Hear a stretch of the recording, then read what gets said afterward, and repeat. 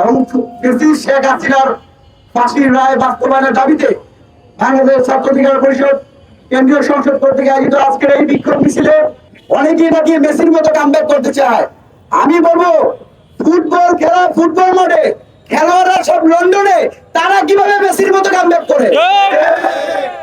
2024 সালের ছাত্র নাগরিক গণঅভ্যুত্থানে 2000 শহীদদের রক্তের বিনিময়ে যে বাংলাদেশ অর্জিত হয়েছে, সেখানে কোনোভাবে শেখ হাসিনা ঠাঁই হবে না। এই বাংলাদেশে 30,000 মানুষকে বন্ধ করা হয়েছে। যতদিন পর্যন্ত ছাত্র অধিকার পরিষদের নেতা কর্মীরা বেঁচে আছে, ততদিন পর্যন্ত 56,000 বর্গমানের লাল সবুজের পতাকা ধরে 1 ইঞ্চি মাটিতেও আওয়ামী লীগ, ছাত্রলীগ, যুবলীগের ঠাঁই হবে না। গতকালকে আমরা রয়টার্সে দেখতে পেয়েছি, খুনি হাসিনা বলেছেন শেখ হাসিনা আগে বাংলাদেশে আসবে ডিসেম্বরে। উন্মাদের মতো কথা বলে বাংলাদেশে যারা ঘাটতি মরে আওয়ামী লীগ, ছাত্রলীগ, যুবলীগের সন্ত্রাসী আছে, তাদের জন্য কবর রচনা করবেন না।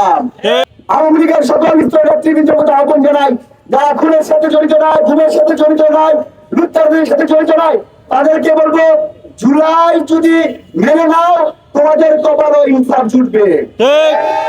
জুলাইকে ডিঙ্গিয়ে গাছ কাটবা এই বাংলাদেশের মানুষ কিন্তু মেনে নেবে না।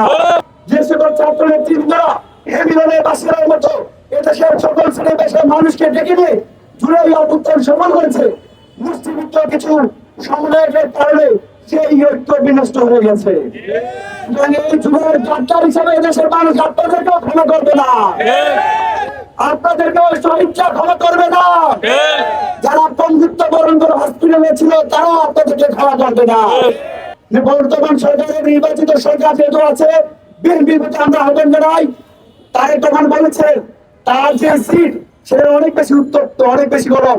আমি বলতে চাই, মাননীয় প্রধানমন্ত্রী, আপনার সিট শুধু গরম নয়, এখানে শহীদদের রক্তে ভেজা অবস্থায় রয়ে গেছে।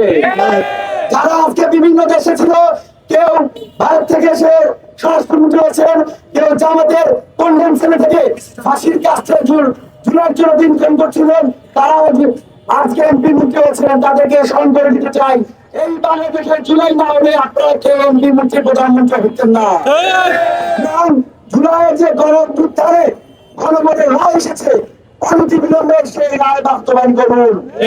একই সাথে শেখ হাসিনার দীর্ঘ 4 যুগ ধরে অন্যায়, অনিয়ম, নির্যাতন, নিষ্পেষণের যে চিত্র, সেই আমাদের ঐতিহাসিক জুলাই স্মৃতি জাদুঘরকে অনতিবিলম্বে জুলাই মাসের মধ্যেই খুলে দিতে হবে।